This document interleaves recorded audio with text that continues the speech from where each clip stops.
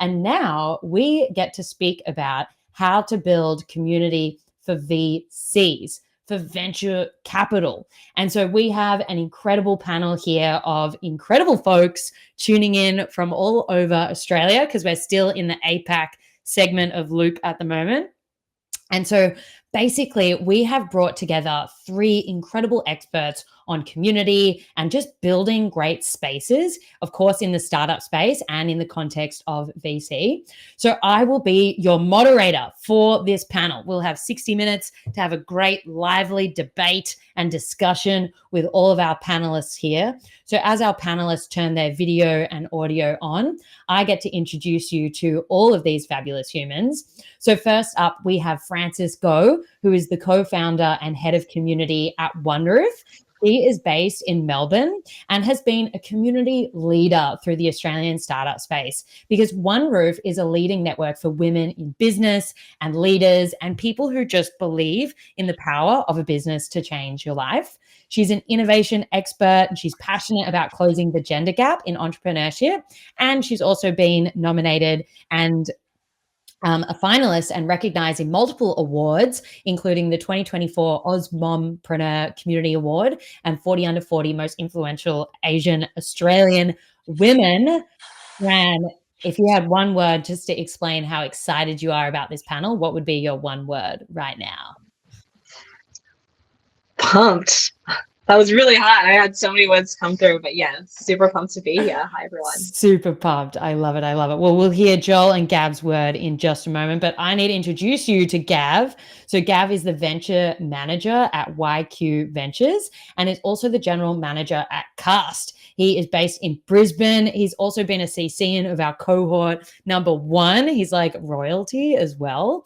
And Gav basically has been at the intersection of technology, sport, arts, startups, business. He's held multiple different community roles at Surreal, Innovation Bay, and Entain as well. But also a fun fact, Gav worked in the music industry for over a decade, and he released records which streamed over 50 million times.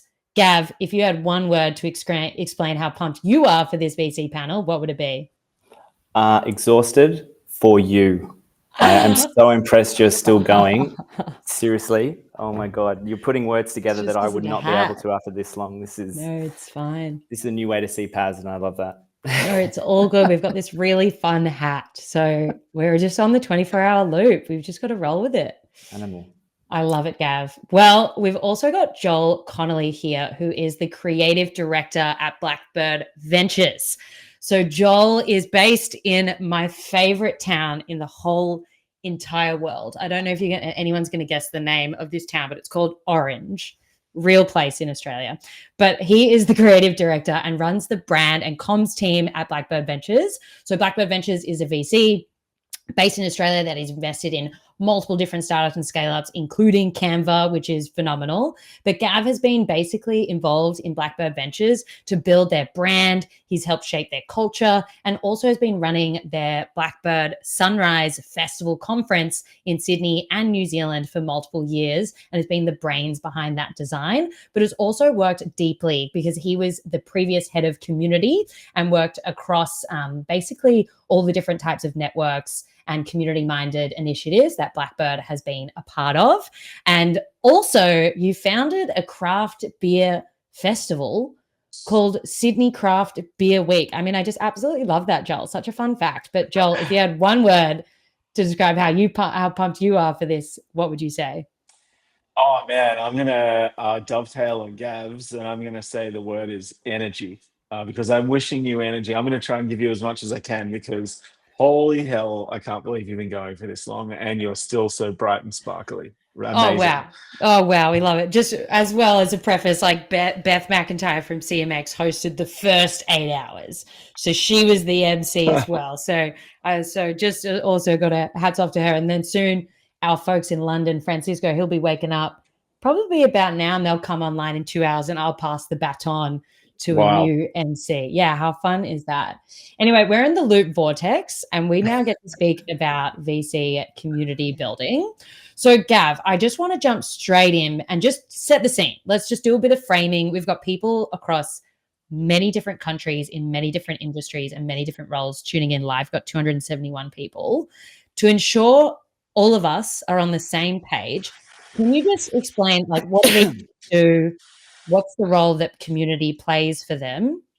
And why would a VC care about community? For sure. Joel, good to see you still wearing that corn hat. I love that so much. I tried to find something corn, realized I didn't. So I think the role initially for a VC is very much to return funds, multiples of the investment from their LPs. So when you look at the role community can play, it plays a part across all of it. It really just depends on the structure of the fund, where they are looking to add the most value. It can be across the investor side. It can be across the founder side once they've created their portfolio.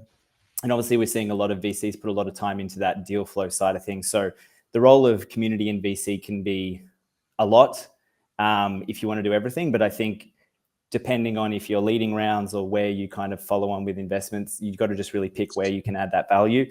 The hardest part for a VC is you also don't want to add to the noise of all the founders and ask them to do too much. So if they've got 10 VCs sitting on their cap table, they can't really be giving their time to every single VC to do all the community events that they may need to do. So it's really important to, whatever the community side of things is, the founders at the heart of what drive the return for the LPs. So you've got to be really careful not to overload them with things to do. Can I add to that, Gab? Jump in. Is that all right? Yeah. Of course, my friend. So if you think about it, venture capital, we raise money. Money is initially the product that you have, but money's undifferentiated. Like my money is the same as your money, same as an Australian super fund's money. So you need to create reasons for founders to take your money over anybody else's money. And so that makes it a competitive thing. So in order to compete with your fellow funds in the market, you need to build something that makes you better than them, or that makes founders want to choose you over them.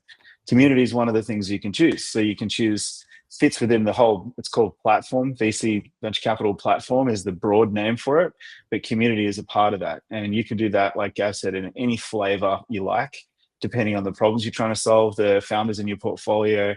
But like the thing that you've got to do is ask yourself where you can uniquely add some sort of value that's going to make you more appealing to founders than any other fund. Yeah, because it's a two-way street, right? I mean, founders, one, are hoping that VCs might pick them. VCs also are hoping that founders might pick them. And it's a two-way street. And so, Fran, like, let's add a bit of flavor to this spicy debate. Like, is it necessary for all VCs to build a community?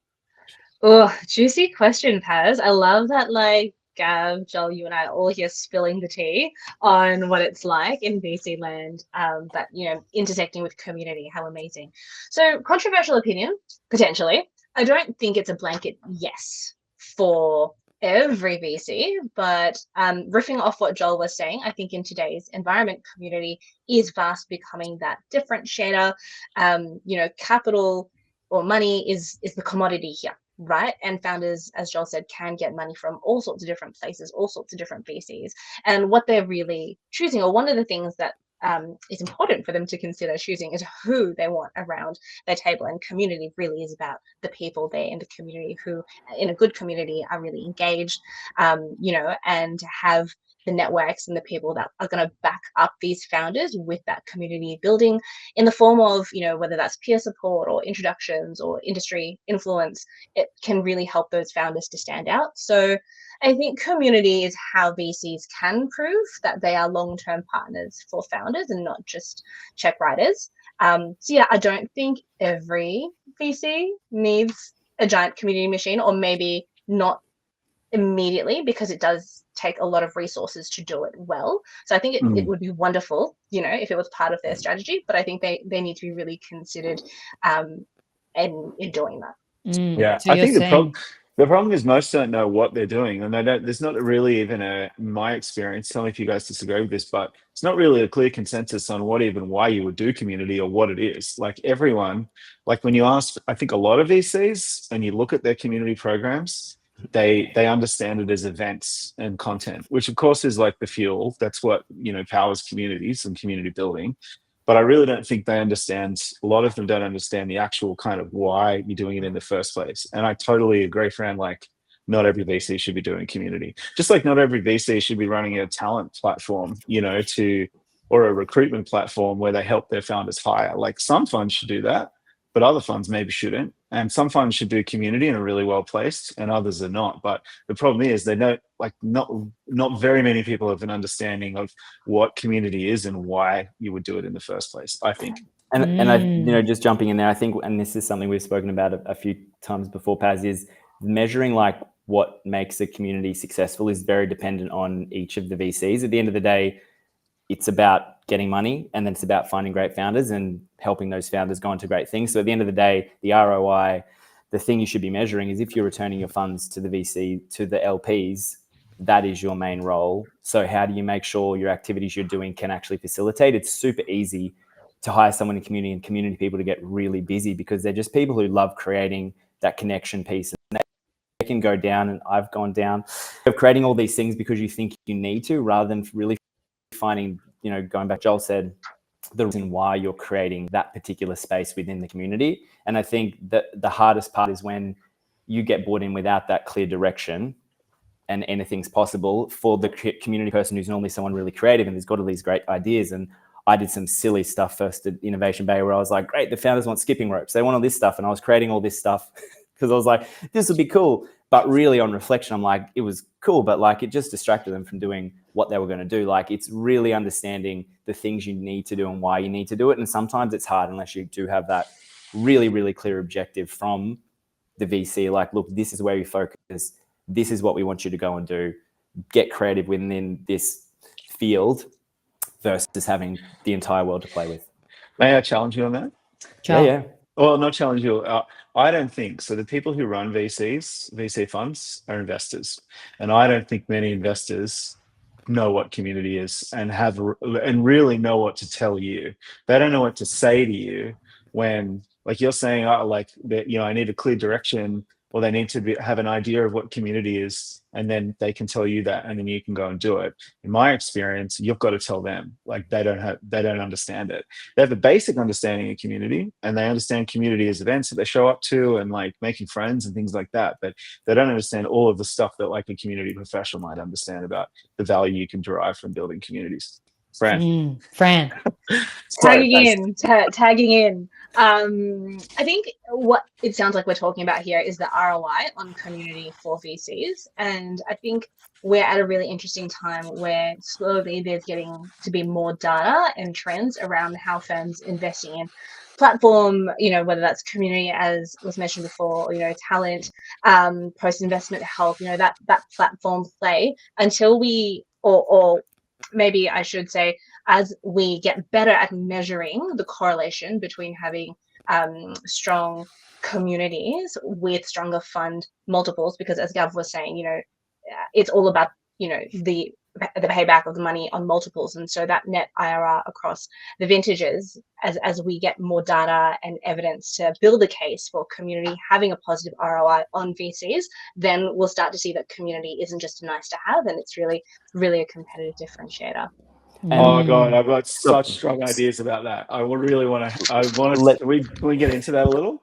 Yeah, tell me what you think. And no, I was going to say just real quick. And I think the thing that I was trying to point out is that ROI is what, that like metric to focus on is what gets said. And then you've got to make sure you frame the community stuff around that piece of what the fund's trying to achieve. So obviously we bring in, I think sometimes we get, now there's like customer support for portfolio companies, and really it's kind of like a community manager making sure they've got really targeted support to go and do the things they need to do. So I feel that term does get thrown around a lot, and it has been a million different things. But I think the main thing that is really important for any fund to do from my side is just going, look, we need to find more great founders. We need to support our founders within our portfolio. We need to go and create opportunities to get more investors. Don't use the community word, but how do what you're doing feed into any of those things they're trying to achieve? And that's where the person coming in with the community can go, great, here's strategies to go and support what you're trying to do as a fund.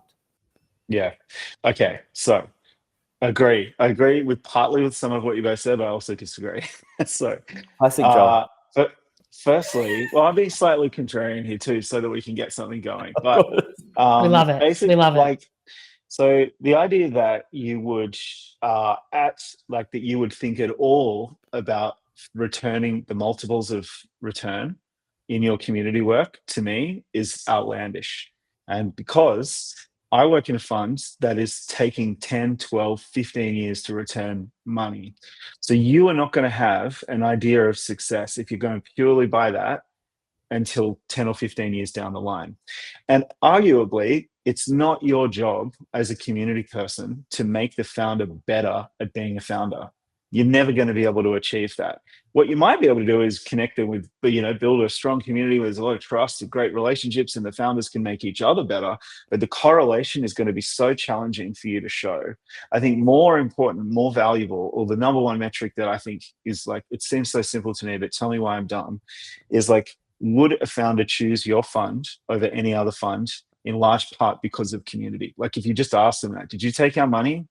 In large part because of the network and the community. Like, I felt like I had to be a part, like I could have chosen 2 or 3 funds. I could not be a part of this community. It looks so rad. I can't not be with those people. I can't not be a part of it.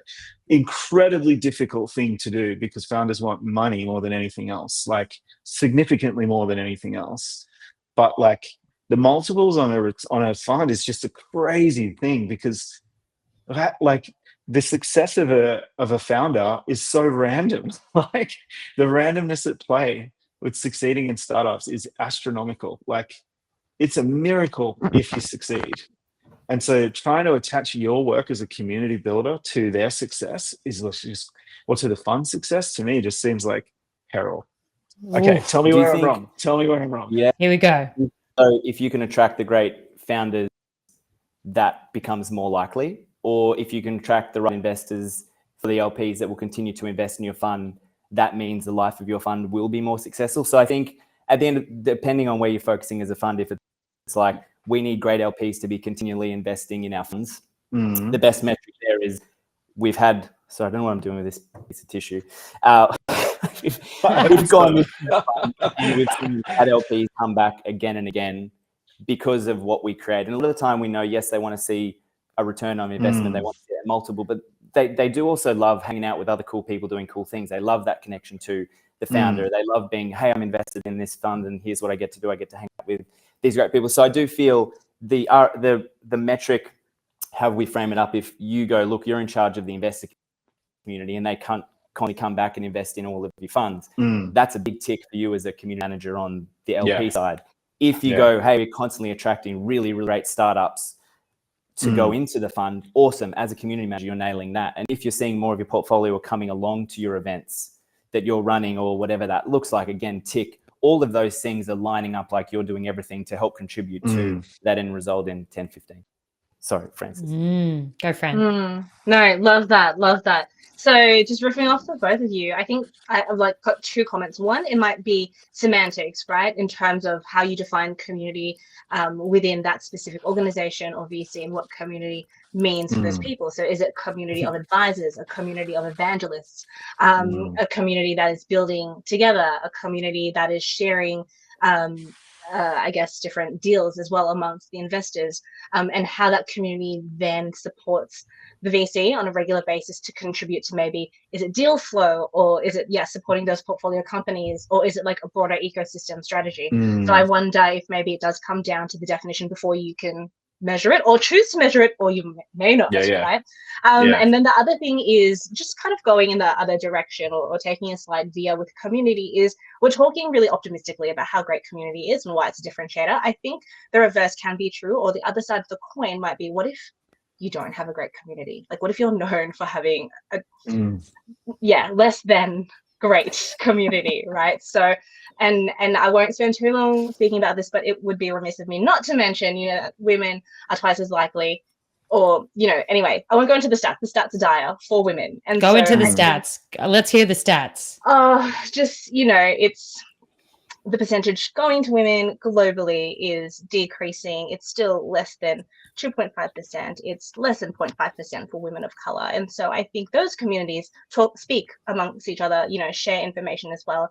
And I think that there is an educational case that needs to be put forward for investing in women, and how the research shows that they have faster exits, they have on average higher revenue than their counterparts. And so as we learn more about that and share more about that, or even just have the conversation in those communities, I think it becomes inclusive, and then that leads to diversity. And we know that investment diversity is important, not just like of people, but of diversifying our portfolio. So thanks for listening to my TED talk. No. Hey, I totally agree with you. Back to your first point, you're completely right. It's down to the objectives and the reason you build community in the first place and what that community is for. You can have a community for founders, for the ecosystem, for your LPs, for like whatever. So you're totally right there. Gab, do you want to take the second part? I think I'm joking. I'm joking. Yeah. No, it's as a man, it's really easy to speak on that issue. I think the hardest part that we find is it's a difficult discussion to have, and I know there's I'm not educated enough to even dive into remotely understand the best way to be doing. I think the job as a community is trying to make sure you can have an open space for whoever wants to join. And I think that does come down to at the heart of the type of events you run, where you run them, the type of speakers you have. And again, all that comes from just having a really great network. And as a community manager, and I think Joel, I met Joel through Giants, so there are events out there, and I think it's just making space for them to feel like they are welcoming. And that at the core of no matter what community you're building, your job is how do you make a space that's welcoming for everyone, no matter where they come from or who they are. And it is hard when you find the majority of the industry is dudes, at the end of the day, it's also really important to understand from my side, it's not the community manager to change the ecosystem. That's an incredibly tall order. All you can do is really focus on your part of that. So whatever that looks like, you don't want to not let people in because they're not who you want to have represented in there, but you want to make it welcoming. It's really, really hard to get that mix right. And I think we can all agree in this that one, you have to sit down and go, okay, what are the business objectives? Like, what are we trying to achieve as a team here and as a company? Two, is community going to be the through way to help achieve that and deliver more impact to the people we serve? And then three, exactly to your point, Fran, how do we define community? What is that? Who is that for? So I think in this great debate that I'm loving, I'm not even needed as a moderator. Honestly, I should probably just go sleep for a little bit. But I'm going to stay, because what we really need to flesh out here is, one, we can all agree that it is not necessary for every single VC to build a community. We have 273 people here live. I would like to ask all of them what they think on this debate right now. Where are they at? So if you're attending live, please reply in the chat. Are you following on the great debate? Do you think it's necessary for all VCs to build a community? Please throw in some more spicy angles. And whilst people do that, let's break down some different case studies, because we've got this awesome question in the Q&A box from George. Bless George. He's following along so hardcore.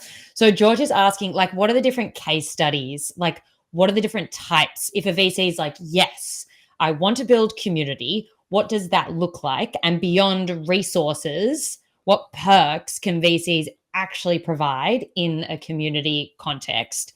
Joel, do you want to run us through a couple examples? What would that actually look like for a VC to build community? What are the options? So there's a lot, and it comes down to, I guess, firstly, your objectives and your position in the market and where you think you're uniquely positioned to actually have some sort of impact. So when I started as head of community at Blackbird, it was 2016, there were a lot of really specific problems in the community. What? No, you've been here for a long time, mate. Look at you going back 2016. I'm far out, dude. Look at this. I'm like an old guy. I wasn't there when I started. But are you in orange right now, Joel? Yeah, I am. Oh my God. Oh my, I'm so jealous. So when I started, there were really specific problems, and I'll just give you a couple of examples. One of the first problems was that people didn't want to work in startups. Young people, it was not aspirational coming out of university. No one wanted to work in startups. And I used to go to universities and run sausage sizzles outside engineering departments, trying to convince kids to go take a job at Canva. And in addition to that, being a founder wasn't aspirational for young people. They didn't want to do it. And so we took a stance that actually, and Nikki and Rick, who founded Blackbird, had been doing this for years beforehand. But their stance was, well, we need to do some work to develop the community and the ecosystem in Australia. We need to tell stories of our great successes. We need to make Australian founders like inspirational to the community. Like, we tell the stories of politicians and actors and musicians and sports people, but like no one was talking about Mike Cannon-Brookes and Scott Farquhar back then from Atlassian. So we took this stance, which was like, okay, we need to go out there and we need to tell these stories. So I used to go to, like, one community that I worked to build was university students, and so I sponsored a bunch of university clubs. I would show up to their events. So I took a bus ride of kids around a few times to different startups to try and convince them to work in Propeller or Safety Culture or Canva. And so that was like part of that, was supporting, I guess, creativity in young people, but also showing them that you didn't just have to work in a bank or go and work at McKinsey or whatever. Like, you could actually like make and build things yourself. So that was one specific community set of programs, and I guess like the stance that we took. Another was like in the community, in the ecosystem, it was more broadly like, how do we get people excited about the idea of making and building things from Australia that the rest of the world want? And so the corner kind of stone of that was a startup festival, which you mentioned at the start. I still run. It's called Sunrise. But in the beginning, Nick and Rick did it on their own. It was in a theater. It was just putting founders on stage to talk. There are others. I won't hog the mic, but there are like, I guess my point in summary is like, you've really got to look at not just like this is like so fundamental for us as professionals, but so many people don't understand this when they're building community. You really have to deeply understand and know what the problems of the community are that need to be solved. People are so focused on their own problems and what they're trying to do and why they would want to build community or whatever and what's in it for them. You've got to understand what the needs of the community are. And so in our case, that was, we acted in those two ways just to start with, in response to what we thought the gaps were and how we could help people. Well, even to build on that, Joel, like I remember back in 2020, what a year, that Blackbird also supported existing communities. Like, VCs don't just have to build their own. Like, Blackbird Ventures, I mean, we're biased because our co-founder, Melia Rayner, also works at Blackbird Ventures, but Blackbird was a huge supporter of our community at the Community Collective in the early days. We were using like the Blackbird Ventures Zoom account every month to like connect 80 to 100 people. And, and like that support also stands up different types of networks to flourish over time. And if we didn't use that Zoom account, would we even be here today having this conversation? Yeah. Like, who knows? But I'm keen to hear from Gav as well about like what you're seeing in terms of like different ways VCs can build community, like what's working, what's not out there. And I think, it's Joel's got an amazing insight that's going to be, stronger than mine in terms of the VC side, because he's kind of in there right now. And I think the hardest part is you see a lot of activity around VCs, but it's really hard to know what's actually working. Like, I don't really want to name no names, no names, but there's a bunch of Slack channels that have a lot of people in there, but they don't get engagement. And you go back and question, is it really worth the amount of effort and money that goes into how much Slack costs to go and do it? Really, the only people who can know if there's value or not are the people who are behind there going like, where is the deal flow coming from? Are we getting the things we need to? So I think the thing that was really great about Joel's insight was it's so many things. It's whatever you think. And that's where, again, going back to how Joel's point earlier on, it's whatever you as a community manager want that to be. Sometimes coming back with those creative ideas, like going and taking people, like students on a bus, amazing. Are we doing that stuff now? I don't think that's happening anymore. So just as like the industry moves on and evolves, some of these things would be awesome to bring back. And now my role here is at the University of Queensland, looking after their ventures programs for the students working across when they first come in without an idea, all the way to going through and having an idea that we can give them some support through scholarships and grants to go on to do those things. And I think with the way we approach community is almost like we rely on the clubs and societies now. Like, they know students better than we ever will know students. And I think sometimes you think you just need to keep adding to what's already there. But I think the biggest part is, again, like what Joel said, we want to go and find ways to support the university communities now. We don't want to go and start another thing. And even with CAST, what I'm doing now isn't, we're a membership organization, but I don't want to go and organize all the different membership organizations and engage with everyone, because there's already Music Tech UK, Music Tech Poland. Like, We want to be more of an umbrella to collect those and add value to them. And I think we've got this, unfortunately, as community managers, we just love to do things. And sometimes we end up doing the things that are adding too much versus like scaling it back and going, what's missing? Where can I fill a gap? How do I collaborate with everyone else around? And that way we've got a way more vibrant community ecosystem, however we want to frame it up. That means we do have a way that we can all work together versus this event's on at the same time. And I know this is what we spoke about, Paz, when you started the community collective calendar, is how do we stop having events on the same night in the same city, talking pretty much the same thing? Like, we don't want people to pick one over the other. We want people to be able to go to as many as possible. And if we keep doubling up, we're just chewing each other's community or audience out. And we don't want to do that because that doesn't help anyone. 100%. Yeah, we'll put the link in the startup calendar that we created across Australia with StartMate, Overnight Success, Front Cover and Cohort, which has been a resource to go, hey, let's stop all planning events at the exact same time and all kind of serve the same audience, right? Why not collaborate? But Fran, you are going to jump in with some more spicy debates. Oh, yeah, I just want to chime in and make an observation. I'm not a VC, like One Roof also is not a VC, but just how great that 10 years ago, Joel was getting kids on a bus from unis, taking them out, and now Gav is in a university, and it is his job, to leverage that community and bring that to life. So I think it's a really cool full circle moment, because, we wouldn't have so many of these types of initiatives in universities. Like, there are accelerators now, like led by universities, research departments, commercializing that research, and ventures, players, at universities, and recognizing that there is potential there to convert. So I think that was my observation.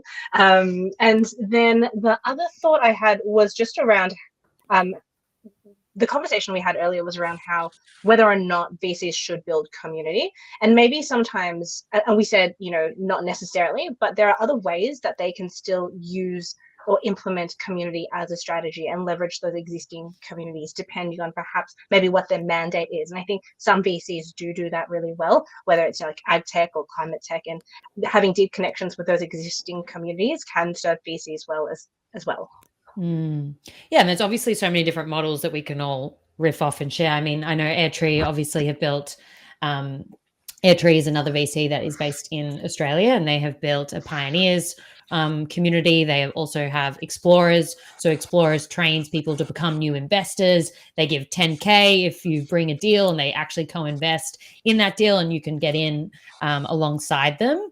And there are so many different other ways. What's really interesting is Sophia here has posted in the chat asking about, so what about metrics? Like, all well and good if a VC has decided, great, building a community is going to help us achieve our overall business objectives. This is what it's going to look like. If that program has been running for like 6 to 12 months and the initiatives are happening, Sophia is wondering, how do we understand the community's needs and how do we measure impact just past engagement metrics? So if it's not actually just measuring activity in Slack, like, what are the metrics they're going to tell us if this community has been successful? Gav, what are you thinking when we talk about metrics and kind of measuring if it's successful or not? I'm thinking right now, what's Joel's angle going to be? Joel, you've got to tell us. And so I think, again, it depends what you're trying to do. So more general in terms of the metrics, if you're talking about an investor community, I do think it's like people returning to invest in funds. Yes, there's an element of performance in there, but like, Joel mentioned, it is 5-6 years before it looks positive, and then 12 to 15 before you actually see a result. So I think early on in the community and that retention of your investors is going to tie back to the job you're doing if you're managing that side. I think when it comes to deal flow, the deal flow side, which is obviously really important, and some worry about and some don't. Some just have a submit here form, others going scraping and doing a lot of outbound. It really, for me, the biggest thing there is like, is the deal flow increasing, or is the quality of deal flow increasing in terms of we're seeing 100 startups that we're seeing like 20 that we're seeing that are really great, versus before we were seeing 100 and we'd only see 5 that were really great. I think there's some like practical things around what you might see. I'm already seeing Joel wind up. But I think the hardest part is because, like, from my side, coming from being an artist and the music side and being a creative, the metrics also can just be on that vibe piece, which is hard to measure. So I'm kind of sitting on the fence a little bit because I know Joel's probably going to go back to the vibe. Can you see me? I'm like grabbing. I'm like Yeah, fiddling. I'll be back. I'm ready. Okay. So yeah, that, again, our focus is very much now on like, what are you trying to achieve? What are those things we want to see? Great. How does that effort contribute to what we need to see at the end? Now, please, Joel, I'll hand it over to you. I'm sorry, dude. I need to apologize to you both. Like, I have this terrible habit of like looking visibly like I'm about to jump in and cut your lunch, and I'm really sorry about that. It's a terrible physicality that I do. We love it. It's welcome here. He apologizes, and then here it goes. Sorry, not sorry. Sorry, not sorry. Yeah. No, I apologize for not giving you the proper space and for like doing this on the edge of my seat. I'm not going to apologize for the ideas that I'm about to share with you though. So firstly, I think like most of this, and I've just had so much of my life like in conversations like this, I think unfortunately most of the things that people measure in VC, in community, are just bullshit. Like they're wastes of time, and they're poor proxies for what it is you're trying to get to. So a couple of things that you just mentioned there, and I don't say this to pick on you, Gav. I say this because I've actually disagreed with people at Blackbird about this. So I also am not coming here with Blackbird's view. I've gotten into fights with people at Blackbird about this. So the first thing that I'll say is like attaching community directly to deal flow is a mistake, I think, because when you start to like the fundamental position that you're taking when you do that is that you're thinking and caring more about what's in it for you as a fund than what's in it for the people who you're trying to serve through a community. And so what happens though is you end up, if that's your metric, the incentives are very skewed towards you and your fund and are less skewed towards the founder or towards the community members that you're trying to serve. And that changes the programs you build. It changes the way you approach events. If you're running a program like Giants, you start to look for the most investable founders instead of optimizing for building a program that is rich and beautiful and that helps people regardless of whether we end up investing or not. Like, I think like you've got to really think about what incentives you're creating when you start to think about what you measure. And I don't think deal flow should be one of the things that you look at a first level. It should be a second or third order effect of what we're talking about. The other thing that I've seen over the years is that you just try so hard to measure things that are quantifiable, right? That are quantitative. And you measure things like NPS, event attendance. You do like, all these different, like, what's your blog stats up? What's your this sort of stuff? But the thing that resonates the most with people in funds that I've found is stories. When you're able to tell stories of people who have been impacted by your community work.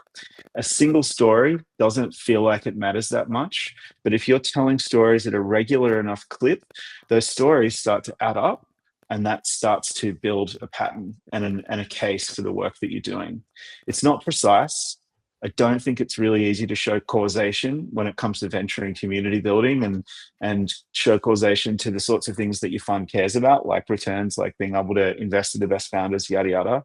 Correlation is the best that you're going to get. And the way that you can show correlation is by matching stories with some kind of other sort of survey metric or data. My favorite question, if you're talking about a founder community, was, and I don't think we use this necessarily now, but it was, I chose Blackbird as a partner because the community is so strong. Like, I think anyway, I'll stop there. Sorry. Oh, I love it. I love it. Fran, here we go. We need like a talking literally stick. my name, right? Like, Fran, go. I guess a lot. Okay, so here's me with my rose-colored glasses on. I think there is still a place for VC and community, and I'd like to think that each can play a part to support each other. One example that I've been, I guess, a participant in that sense is the education side of things. So not having previously been a part of a VC, but having an interest in, let's say, for example, closing the gender gap in funding, by way of example, having diverse investors on all sides of the table, more founders and more investors. And so building perhaps a community around that education piece does serve the community, even though, sure, if we're looking at, the hierarchy of needs of a VC being the ROI and looking at the deal flow, I think that if done well and with the right intentions, again, rose-colored glasses, there's an opportunity to build community in a way that does create positive impact. So those are my thoughts around like intersection of VC, community, perhaps education could be like a positive outcome and lead to, a win for all. I try and find that win-win. Is anyone jumping in? What are you thinking, Gav? Are you riffing off anything there? I'm just tossing up how much we go back and forth on Joel's first point. That's where my head's at. Go on. So I think from like, again, I feel like we're just going to throw this back and forth. It's I think the thing is from my side, and just to note, like Blackbird is a very big fund. So I would say when you are a small fund, it's really difficult to have those, let's just do it for the ecosystem vibe. Because we have, management fees of 2% plus some payoff at another point. So if you've only raised a $10 million fund, you ain't getting time to be really fluffy around, hey, let's go and do this thing. Let's tell these stories that don't return thing. Like, I think we've also got to talk about later stage funds that have the ability to have more of this culture contribution to the ecosystem building piece. Then you've got these other funds who really do need to be focused on those metrics because they can't get there and run all these community pieces and do the stuff that's for the general vibe of the ecosystem. So like for ventures, for example, is if we don't tell amazing stories of founders going and building great products and potentially seeing the valuation rise, we don't get scholarship donations, bursaries, endowments from our alumni. They just go, yeah, cool, the university pays you to deliver the programs, great work, awesome, you're doing stuff for the community. But that doesn't get them excited to come and give us money to help those students go on to bigger and better things. So I think there's also two different discussions. There's this other side, which is when you get to a certain size of VC, you have this cultural importance around what you can do and how you can shape the future of Australia. Really, like the size of Blackbird, you are shaping it with the investments you're making across Canva and safety culture. But when you're grinding it out on a $10 million fund, it can't be that. If you've got a community role and there's a few that have popped up around those really early, probably doing it part-time, it really does need to be, I need to see awesome deal flow. I need to see these returns invested. If I don't get that, I'm not getting this next capital to go into the LP. So I agree with you. I guess like I'll extend my answer a little bit by saying that if you build beautiful, great programs and you build a really great VC, you will get the deal flow. Like that's the primacy is up there. It's measuring. The first thing that you measure and should be concerned about is how freaking, hi. Oh, wow. Hello. Can I do that? Happy to have that. Yay. I hear what you're saying. I actually agree with you. I think, and you're definitely right in pointing out that I have our fund is very different to yours, and to smaller funds. So there are differences, of course. But I guess what I'm trying to advocate for is if you build the best stuff, the best community programs, then a natural impact of that will be second and third order effects is great deal flow, best reputation with founders, LPs that are happy because you're winning the best founders. But to me, like those things are second and third. So yeah, I guess like thinking about it, like maybe there's some universe where you sort of do kind of pay attention to deal flow, but it shouldn't drive your community building programs at first, because I think the best programs will win you the best founders if you know what you're doing. That could be wrong. Again, I'm coming from a privileged, high up stacked Blackbird's fund is huge. Like I sit on top of that. So, my view is tainted through that. Context. And I'm loving the context and the vibes that are going into the chat. We've got from Julian here, VC plus education plus community equals what does that mean? Danger.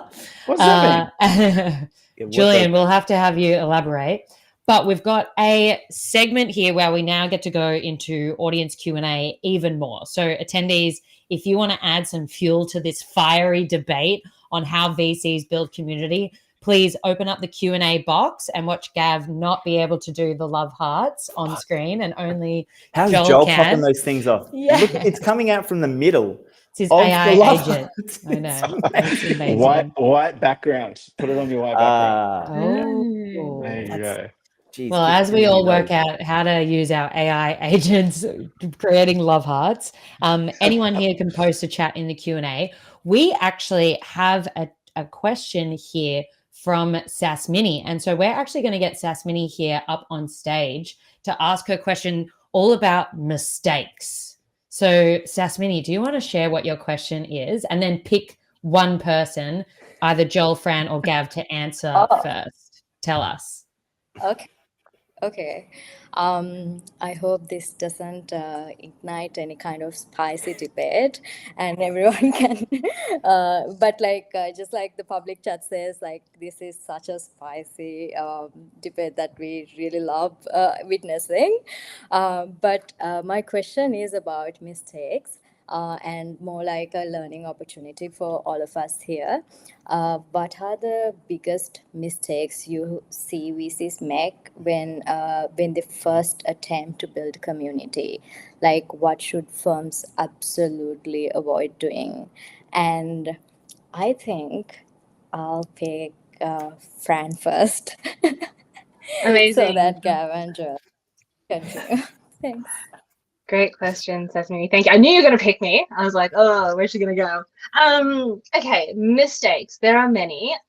Top mistakes, I think, probably is paying lip service to community, treating community more like a PR strategy or a marketing campaign. I think a lot of people can spot those performative gestures, hopefully a mile away, and just using that as a carrot and not really executing on it or doing anything that's actually community related or to create that community vibe. And then I think the other end of the spectrum is maybe overloading founders with too many events or initiatives that can lead to fatigue or distraction. So again, I think it is coming back to what is the community strategy, what is the approach, and what is the aim of it. And yeah, having that depth of community and real, do you know what, like going back to what we were talking about earlier, I think Joel might have said it's what the understanding of community is. And I think that the mistake is VCs just thinking they can do it without really investing in the knowledge. Yeah, that's my hot take. Love the hot take. Sasmini, who do you want to answer next? You're going to put them in the hot seat. I'll go with Gab and then Joel. Joel's actually sitting quite calmly, so I felt like that was going to come to me. My legs are kicking under the desk. I'm trying really hard. I think the thing from, if I reflect on my own kind of, and also to shout out, like I got into community because of Joel through Giants in Innovation Bay. So we've we've had many discussions. Thank you for it. I think the biggest thing I made him give me it, hit me with it, go. I think the biggest mistake I personally made was jumping in without just being thoughtful to start with. You realize, like, I came with energy, like when you, as a founder doing your own thing, where I came from into community, I was like, let's just go, we'll figure it out as we go. There's a part when you start to ask for other people's time and effort away from what they're building, you should need to be really thoughtful about. So if you come in and all guns blazing, you pull up this huge calendar of events and the founders are like, oh my God, like this is too much. Just take a beat. I think one thing with community, when you go into VCs, and a lot of the time you're dealing with startups who would maybe taking money the first time or been around and taken multiple rounds, they're so busy doing what they need to be doing. So just be thoughtful and make sure you're being really empathetic to their journey and the things they're trying to achieve. I think, there's so many things you can cover as a founder now, and there's so many places you can get the information. Like, what can you give that isn't somewhere else? If you're doing a panel that someone else can go and search and find in a podcast or on YouTube or whatever, that's with really great people that you could probably never get to have a chat. Why are you doing that content? So I think, trying to match this bit around, how do you provide links so all the founders who are really busy don't have to go find everything? You can be like, here's something that already exists. Take a listen if you want. Like, don't just create events just to do events. There's other ways you can provide a huge amount of value just to kind of curate from your taste what you think is important to them after you know what is important to them. So the biggest mistake I find is jumping in all guns blazing, so excited about the role. Creative community people are so creative. They just come in with all these ideas. It's just like being really thoughtful and having empathy for the founder, I think, on that side is very important. And Julie Trell has just Julie has posted in the chat saying that yes to not overloading founders with like too many of the same events. Like, do founders really need another Slack channel and an event and a peer group and accountability buddy and the badge and the program? Like, is that actually what's helping, or is that, just something that we've prescribed as useful in that sense? But Sasmini, is it time to hear Joel's perspective? You're the moderator now, Sasmini. Joel.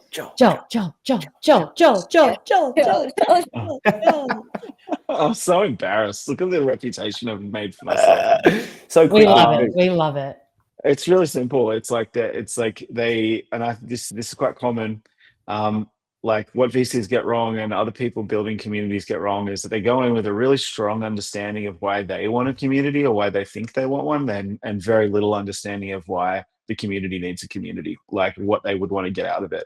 They know what they want, which is like deal flow, or I want to network with the right people, or I want to like whatever, but they don't understand why someone might want to participate in or join a community to begin with.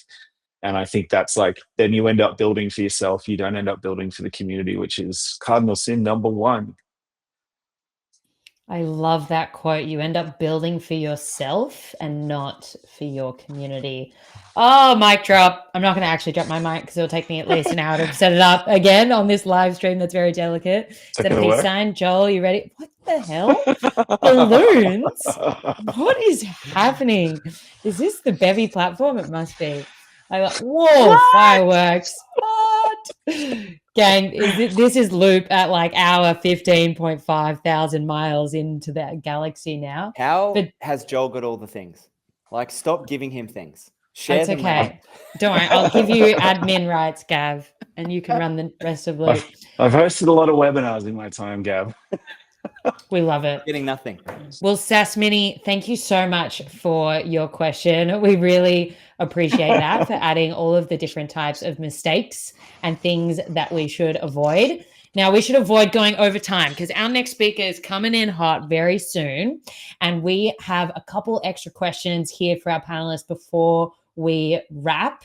But of course, I mean, I accidentally just got rid of Joel instead of Sasmini. Here we go. Let's change. Well. Boom. There we go. So sorry. I just booted you from the panel. We're back. So we're back with the second last question. We've got 5 here in the chat. Let's pick one here. Okay. So we've got a question here from Enos, which says, as Fran has mentioned, women are still underrepresented in venture capital. What barriers exist and how can community spaces help break them down? Would love to hear your thoughts, Fran. Beautiful question, Enos. Thank you for tuning in all the way from France. How great. Oh, thanks, Inez. Nice to see you. Big question.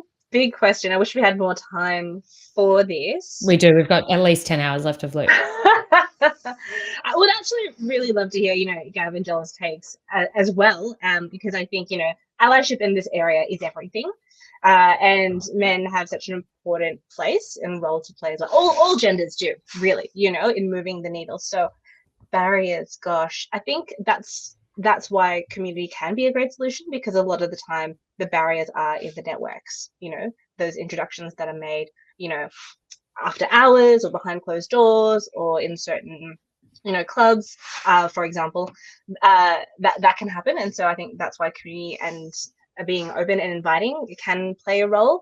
I think that there are a lot of structural things that exist as well, a lot of unconscious bias as well. So I'm kind of just giving like the top headlines because we don't really delve into it. But again, I have this perspective because I am an advocate of women founders, but I'm not within a VC. And I know the complexity that there is in this world. So I think it's not such a simple throwaway thing just to say, here are the stats, and it's so easy to just change the game. I know it's a lot more interesting and complex and layered than that. But Gav and Joel, would love to hear your perspective. I think the interesting insight that I can give is what's happening like in places like universities, where we're kind of the first place that we're seeing a lot of people who are interested in innovation entrepreneurship.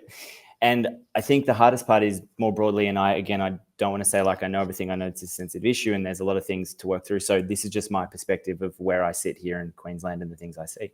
So the hardest part is really know who's ultimately responsible to change what is going on. You know, it's really hard it's easy to sit and say VC should just be investing in more women founders, and that's the answer. I think that kind of is like, you know, what we find when we go, how do we treat someone who's eaten badly? And we like, oh, we'll just, you know, they're diabetic now, we'll just give them something to fix that. We've got to go back and think about like why it's happened, and that happens a lot earlier. And if I can talk about what's happening in our programs, we just don't see the amount of women coming in. We run female programs, Lead Hers. We run literally program, Empower Pre-Accelerator for women founders.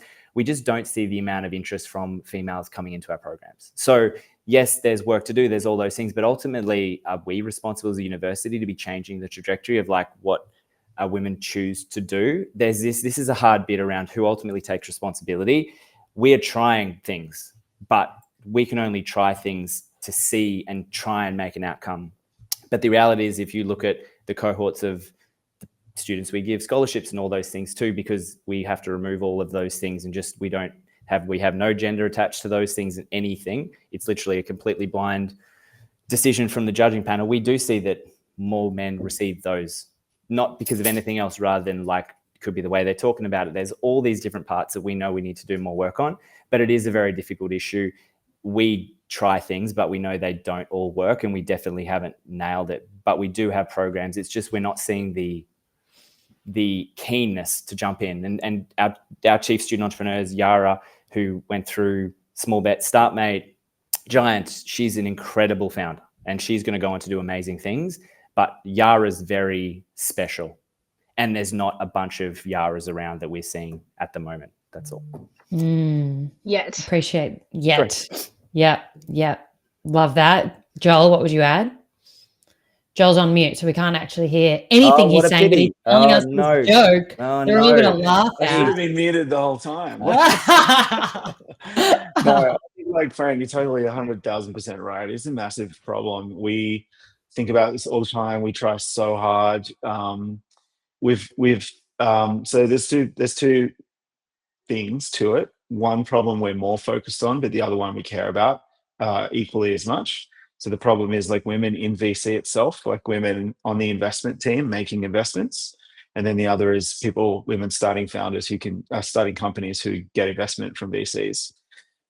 So I'll say like we've got a person whose full-time job it is to try and figure this out. We publish what we're trying to do every single quarter, as well as our results, and how successful we were compared to the last quarter. We're making gains, we're getting better, but we're still short of our targets. I think Gav's point is true. The reasons are structural, they're cultural, they go back many, many years, but I still think that doesn't matter. Like, we're obligated, especially Blackbird as the biggest fund with the largest amount of money, with the biggest amount of arguably the largest amount of sway in the community. We're responsible for holding ourselves accountable and doing everything we can to have a more balanced fund to invest in more women. One thing I'll say is that we care more about mixed teams than we do about single, either just female teams or just male teams, for obvious reasons. Like, we're trying to build a diverse fund, and we found that diverse teams perform better. So, all kinds of genders in a founding team are better than any single gender. So that's what we look for, and we try really hard to do. We run a lot of front-facing programs and initiatives that happen right directly around us. So that can be, we have a ton of events that are just focused on women. We we have a whole program called Building a More Balanced Fund, which my colleague Kate Glazebrook runs. And there's a lot of content, there's a lot of programming, a lot of advocacy around that. Then we also have other programs like StartMate has for years been running the Female Fellowship, which is 100 women at a time. You come into this program, we try and get them all jobs in startups. So there's this groundwork that we're doing that we're pushing really hard on. But honestly, we're still it's still really hard and we're not succeeding. And we don't honestly know why, but all we do know is that we've got to keep trying and keep pushing harder. And that's what people on my team are doing. It's what we're focused on. One interesting thing as well, a lot of people are like, oh, more women in funds investing would mean more female founders. But the men in our fund that we found, the male investors, invest more in women than they do, not more in women, but their rate of investment, I believe, in women is higher than women in women. So we don't totally, like, we definitely want more female investors, more women investors on our team, and we're constantly like looking and trying for that. But what I'm trying to, I guess, explain is that it's much more nuanced and complicated than maybe you might imagine. But we remain committed and trying super hard, and we're doing better. But we want to be doing even better. Yeah, it's not a new conversation, right? Like, these are systematic challenges. It's been around for a substantially long time, but it's a conversation that we need to keep having and keep addressing. And so I appreciate all of you sharing different perspectives on that, especially as we only have 2 minutes to go. And my dog here is like nagging me to go for a walk. Bless her soul. But gang, we have to wrap this panel, and I would totally just keep you on here for the next 10 hours of loop. But we have at least 12 other speakers waiting in line, ready to roll, to share their knowledge with the 274 people here live and 1,019 people that registered, which is crazy. So what I would like to do is, one, thank Fran, Gav, Joel for being here. I want everyone in the chat to post your favorite emoji saying thank you with your one takeaway of how Joel blew your mind, Francis raised your eyebrows, and Gav made you laugh. But we are going to wrap just with one final question, which is what is the future? What is the future? What are we going to see more of in terms of VCs building community? What trends are just going to be steered more frequently?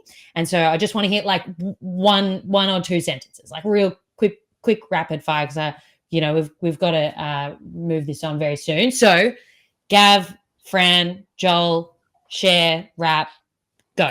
Collaboration.